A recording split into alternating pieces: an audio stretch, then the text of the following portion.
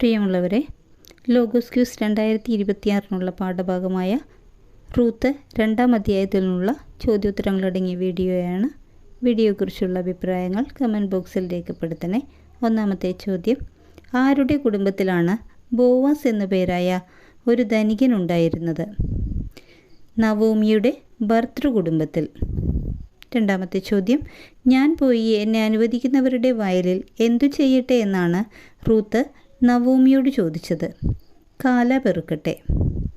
കൊയ്ത്തുകാരുടെ പിറകെ കാല പെറുക്കി റൂത്ത് ആരുടെ വയലിലാണ് എത്തിച്ചേർന്നത്?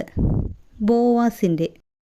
ബേത്ലഹേമിൽ നിന്ന് വന്ന ബോവാസ് എന്തു പറഞ്ഞുകൊണ്ടാണ് കൊയ്ത്തുകാരെ അഭിവാദനം ചെയ്തത്? കർത്താവ് നിങ്ങളോടുകൂടെ. കൊയ്ത്തുകാർ ബോവാസിനെ പ്രത്യഭിവാദനം ചെയ്തതെങ്ങനെ? കർത്താവ് അങ്ങയെ അനുഗ്രഹിക്കട്ടെ. റൂത്തിനെ കണ്ട ബോവാസ് ആരാണ് ഈ യുവതിയെന്ന് ചോദിച്ചത് ആരോടാണ്? കൊയ്ത്തുകാരുടെ മേൽനോട്ടം വഹിച്ചിരുന്ന ഭൃത്യനോട്. എന്തു ചെയ്യാൻ അനുവദിക്കണമേ എന്ന് റൂത്ത് അപേക്ഷിച്ചു എന്നാണ് കൊയ്ത്തുകാരുടെ മേൽനോട്ടം വഹിച്ചിരുന്ന ഭൃത്യൻ ബോവാസിനോട് പറഞ്ഞത്? വയലിൽ കാല പെറുക്കാൻ. കാല പെറുക്കാൻ ഇവിടം വിട്ട് മറ്റു വയലുകളിൽ പോകേണ്ട എന്ന് ബോവാസ് റൂത്തിനോട് പറഞ്ഞത് എങ്ങനെ അഭിസംബോധന ചെയ്തുകൊണ്ടാണ്? മകളെ. കാല പെറുക്കാൻ ആരോടുകൂടെ ചേർന്നു കൊള്ളാനാണ് ബോവാസ് റൂത്തിനോട് പറഞ്ഞത്? എൻ്റെ ദാസിമാരോടുകൂടെ.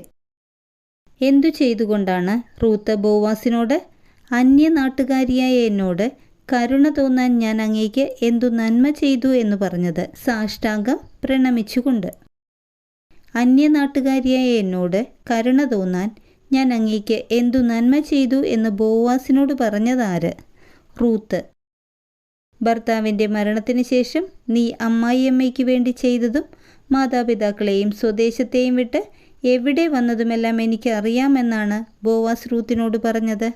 അപരിചിതരായ ജനത്തിൻ്റെ ഇടയിൽ നീ അഭയം പ്രാപിച്ചിരിക്കുന്ന ആര് നിന്നെ സമൃദ്ധമായി അനുഗ്രഹിക്കുമാറാകട്ടെ എന്നാണ് റൂത്തിനോട് ബോവാസ് പറഞ്ഞത്. ഇസ്രായേലിൻ്റെ ദൈവമായ കർത്താവ്. റൂത്ത് ബോവാസിനോടുള്ള സംഭാഷണത്തിൽ ബോവാസിനെ അഭിസംബോധന ചെയ്തതെങ്ങനെ? യജമാനനെ.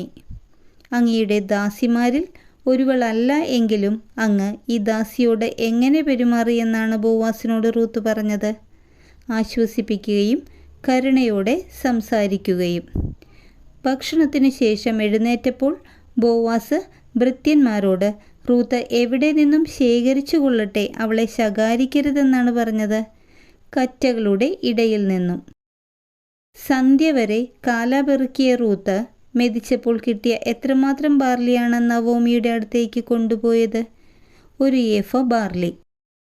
നിന്നോട് കരുണ തോന്നിയ മനുഷ്യൻ അനുഗ്രഹീതനാകട്ടെ എന്ന് റൂത്തിനോട് പറഞ്ഞതാര്? അമ്മായിയമ്മ. ആരോടെല്ലാം കരുണ കാണിക്കുന്നവനാണ് ബോവാസ് എന്നാണ് നവോമി പറഞ്ഞത്? ജീവിച്ചിരിക്കുന്നവരോടും മരിച്ചവരോടും. അവൻ നമ്മുടെ ബന്ധുവാണ്, ഉറ്റ ബന്ധു എന്ന് നവോമി റൂത്തിനോട് പറഞ്ഞത് ആരെക്കുറിച്ചാണ്? ബോവാസിനെ കുറിച്ച്. എപ്പോൾ വരെ വേലക്കാരോടുകൂടെ ഉണ്ടായിരിക്കണമെന്നാണ് ബോവാസ് റൂത്തിനോട് പറഞ്ഞത്? കൊയ്ത്തു മുഴുവൻ തീരുന്നതുവരെ. മറ്റു വയലുകളിൽ പോയി ശല്യമേൽക്കാതെ ആരോടുകൂടെ പോകുന്നതാണ് നല്ലത് എന്നാണ് നവോമി റൂത്തിനോട് പറഞ്ഞത്? ബോവാസിൻ്റെ ദാസിമാരോടുകൂടെ. എന്തിൻ്റെയെല്ലാം വിളവെടുപ്പ് കഴിയുന്നത് വരെയാണ് റൂത്ത് ബോവാസിൻ്റെ ദാസിമാരോട് ചേർന്ന് കാല പെറുക്കിയത്? ഗോതമ്പിൻ്റെയും ബാർലിയുടെയും. Thank you.